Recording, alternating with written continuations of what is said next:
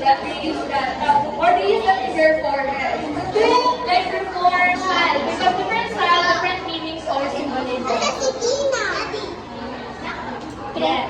It's maybe mostly girls are assigned here, and specifically are something nila na gina-display to showcase their crafts. And then also different products din from the Bukidnon people. So you can see naman, so may mga binibenta sila ng ganito. Mga Muslims, basically ilahati din gina-showcase. Mostly mga malalaw people.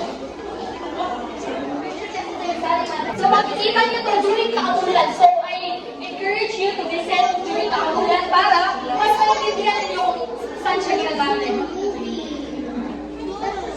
This is a pagkakao, pati sa po, so suspended proportional. So they use it, parang drums, like ginaganon. Diba, you create music by using your mouth. They use this for gathering, hunting, and farming. So, ito yung ginagamit nila during pag-white conflicts or wars. Yeah. Archery. That's an archery.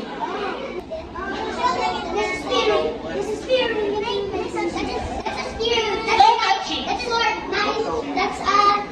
That's a sheep. Happy. Exactly. Just wait for my instructions. Just follow me for now. Follow me.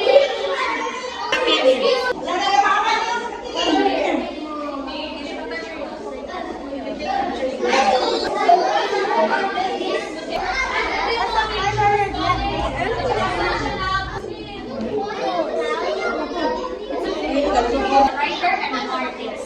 So, one question.